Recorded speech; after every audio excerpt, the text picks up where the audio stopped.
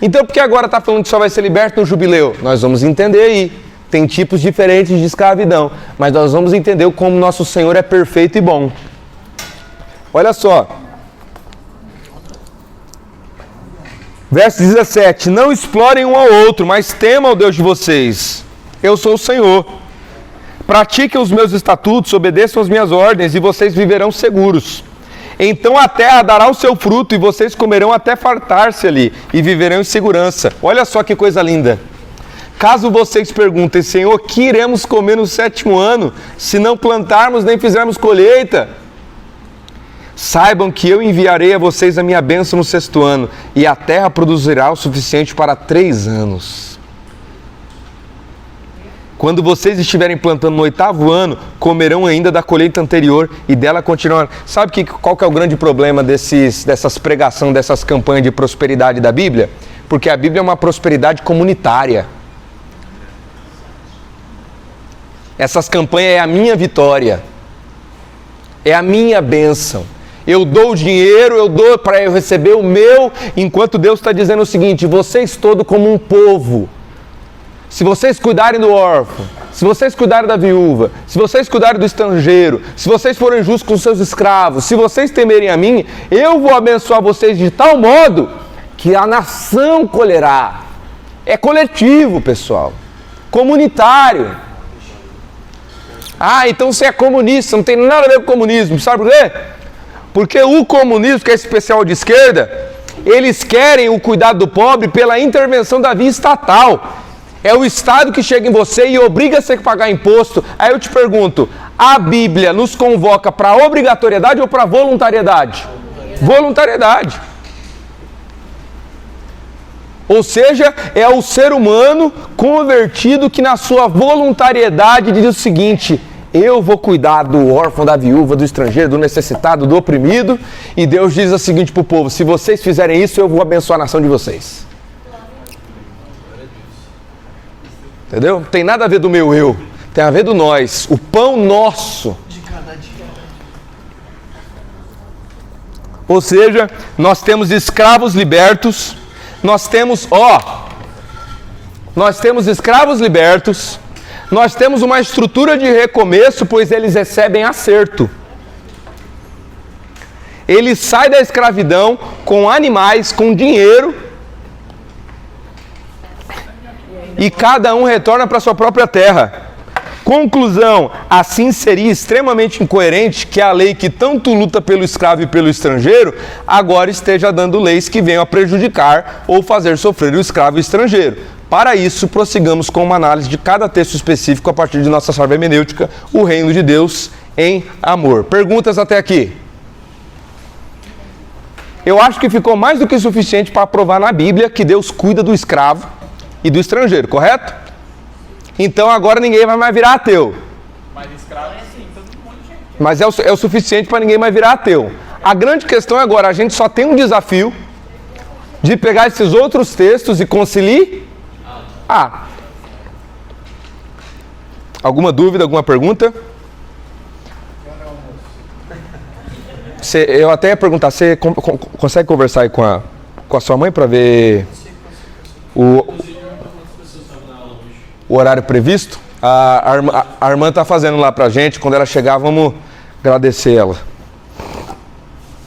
Ela é aluna também, né? Ela deixou de estar na aula para fazer pra gente comer. Vamos lá. Nenhuma pergunta, pessoal?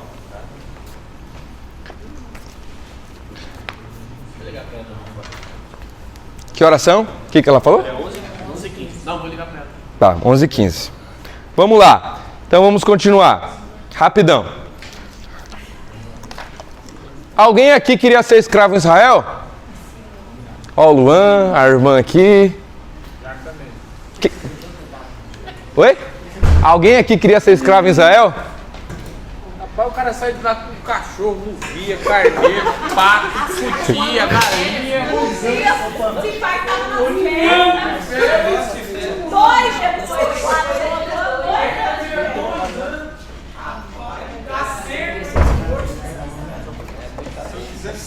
Se eu quisesse sair, eu saía. Eu comia na mesa do meu patrão e vendia. E Deus ainda olhava para o patrão e dizia o seguinte: você tem que amar ele do jeito que eu te amei, hein? E se você oprimir ele, você vai prestar conta para mim. O patrão come picante. Oi. Tá vindo já. Tá vindo já? Tá no caminho já. Tá no caminho já? Então, pessoal, como já está chegando, vocês querem... Vamos dar uma pausa ou vamos ir continuando até chegar? Continuando até chegar. Então, vamos lá. O primeiro ponto que a gente vai responder aqui, pessoal, é sobre, como eu disse para vocês, nós estamos fazendo uma construção e nós vamos responder texto por texto, tá? Oi. Tá bom. Tá bom. Ou alguém tem remédio para dor de cabeça aí? O que você vai comprar? Qual remédio você ia comprar? Ela tem ali, isso aqui. Vamos lá. Primeiro ponto que a gente vai responder: o problema da filha vendida. Página de número 13 da apostila. Olha o que eu escrevi. Cabe aqui, num primeiro momento, um esclarecimento sobre o termo vender alguém. Até hoje usamos esse termo quando, por exemplo, um time de futebol está negociando o Neymar e diz: eu vou vender ou vou comprar o Neymar por 100 milhões. Ora, em algum momento se diz que o Neymar é uma propriedade sem direitos e que está sofrendo injustiça? Não. Estamos diante simplesmente de uma relação contratual onde uma pessoa voluntariamente está negociando os direitos de usufruto do seu trabalho. Outro exemplo que poderíamos dar é de um cantor que negocia com uma gravadora, onde o cantor agora tem obrigações para com a gravadora e pode ser vendido caso a gravadora opte por isso. Pergunto a vocês: se o cantor ou o Neymar for vendido, por acaso tem alguma injustiça? Não. Porque até então ele está sendo vendido, ele em si está sendo vendido o trabalho dele, né? Muito bom. Exatamente. A gente está falando de uma mulher. E o versículo também fala depois sobre o cara se deitar com ela. Muito bom. É que o primeiro ponto eu só estou esclarecendo para tirar o preconceito do vender. Beleza? Porque o termo vender não é o problema em si. Cabe lembra que o escravo tem direito de fugir? Se ele tem direito de fugir, significa que o escravo só fica se ele quiser. Deuteronômio 23:15, quando o escravo fugir, está aí o texto. E outra coisa, escravidão involuntária, eu vou pegar você e vou fazer você escravo sem você querer. Sabe como a Bíblia punia? Morte. Deuteronômio 24:7. Se alguém for detido em flagrante, sequestrando um de seus irmãos entre os filhos de Israel, a fim de explorá-lo ou vendê-lo, tal sequestrador deverá ser condenado sumariamente à pena de morte.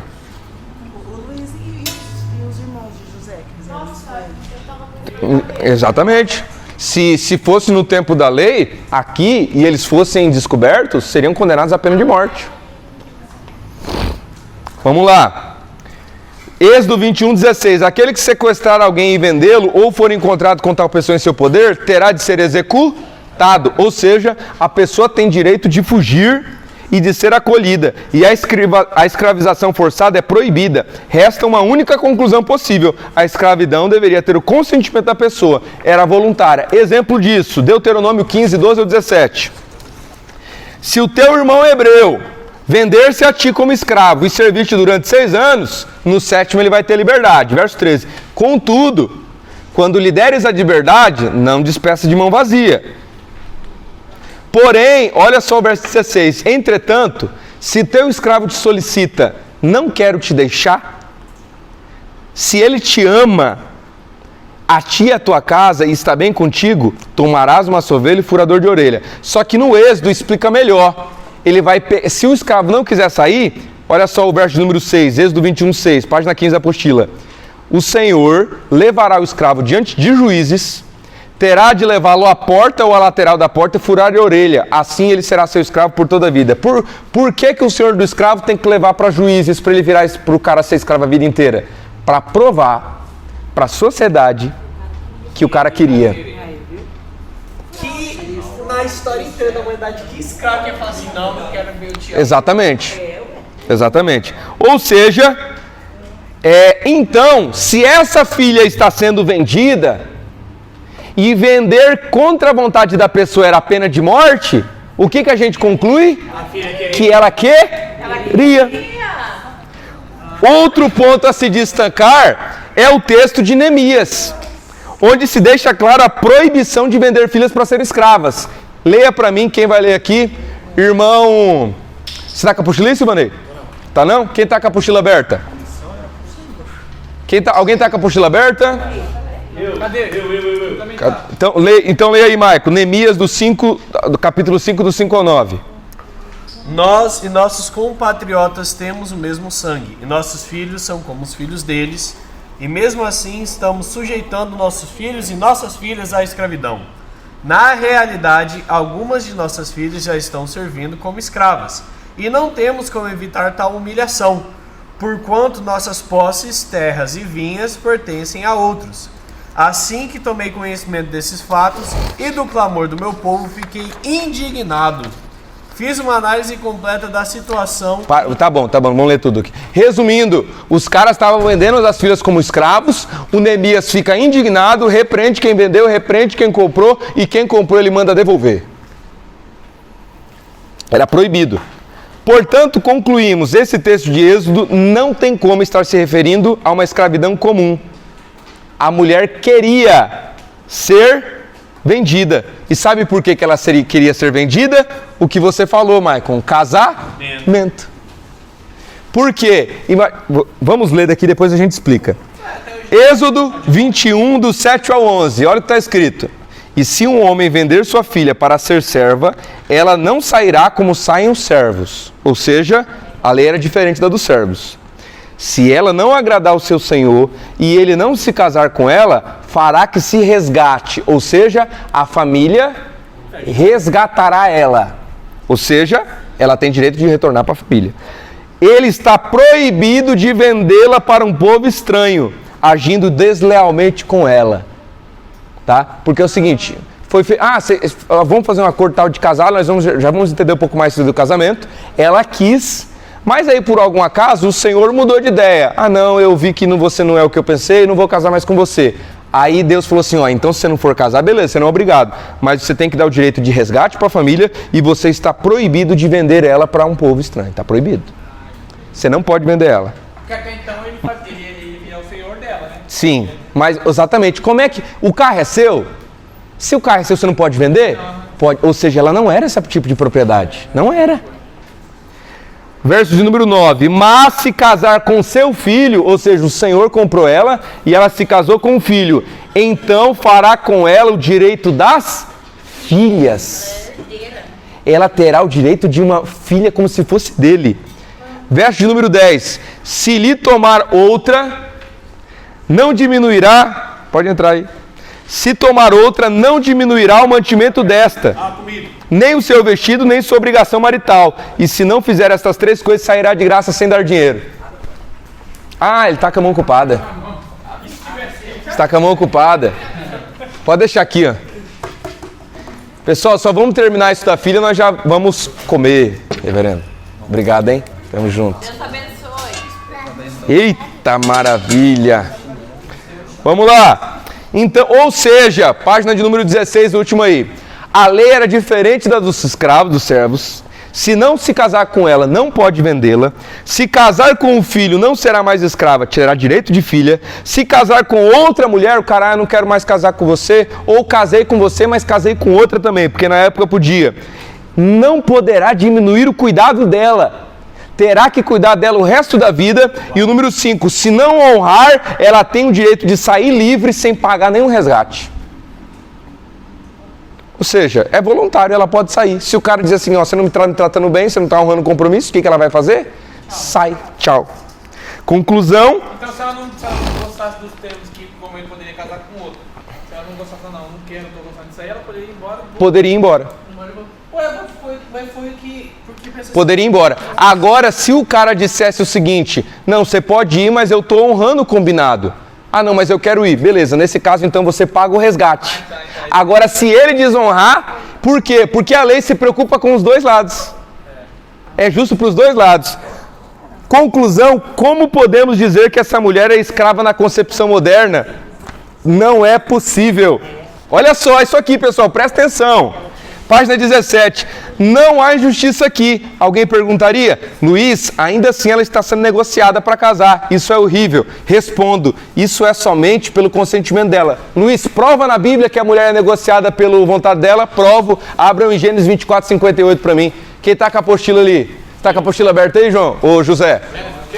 Vou pedir para o José aqui, o José não leu. Leia bem alto, Gênesis 24, 58.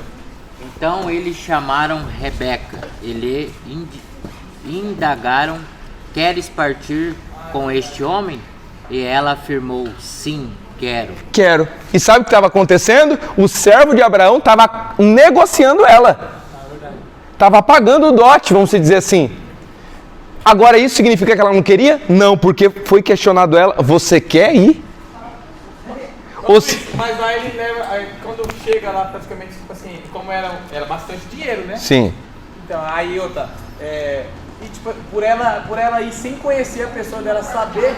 Ali tem a intervenção divina, eu creio, né? Tem intervenção divina. Agora veja só, aí eu coloquei no meio da página 17, minhas contribuições. Por que foi comprado? Isso representa o compromisso cultural de compensar o vazio que seria deixado. Por quê? Naquela época, pessoal, você não tem o seu trabalho fixo, ele tem um trabalho fixo, o salário, e às vezes se sua filha sai de casa, não vai fazer falta. Naquela época, cada um tem são os negocinhos locais. Os filhos são praticamente o sustento também da casa. Quando um filho ou uma filha se vai junto com ela, muito valor. Vai deixar um vazio. Então, esse dote que era pago era uma forma de compensar o vazio que seria deixado. Que ela ia deixar, ia tirar. Exatamente. Ponto 2. Isso representa o compromisso natural de demonstrar a disposição masculina em abrir mão de si pela mulher. O cara está abrindo mão de si de um valor, mostrando para assim, eu estou disposto de abrir mão disso pela sua filha. E um exemplo que isso às vezes até pouco tempo atrás aconteceu no Rio Grande do Sul, eu conheci um pastor que ele disse que é o seguinte: ele se queria casar com uma mulher e aí ela falou assim: mas tem que pagar 5 mil reais pro meu pai. Ela, o quê? Ela disse assim: não, porque lá na cultura que eles tinham lá, depois que a pessoa fazia 18 anos, ela tinha que custear suas despesas na casa. Só que se ela não tinha dinheiro, o pai ia somando a dívida dela. Somando a dívida, somando a dívida, somando a dívida. Então, por exemplo, parte do aluguel, parte da comida, etc. O cara que quisesse casar com ela, não, você quer casar com ela? Beleza, então você está disposto a pagar isso aqui? Aí o pastor falou assim: então tá bom, eu estou disposto, eu pago. Agora o seguinte, ele comprou ela, negociou, entre aspas, mas foi com o consentimento dela? Foi. Sim, então a gente não pode dizer que há injustiça aqui.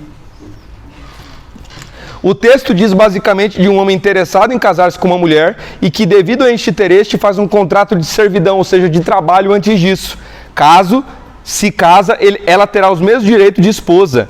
Caso se case com um filho, terá o mesmo direito de filha. Caso não se case, ele está proibido de vendê-la, mas deverá dar o resgate à família. Caso não honre combinado com ela, ela poderá retornar sem a necessidade de nenhum resgate. Portanto, não há nada nesse texto que podemos condenar como justiça e maldade.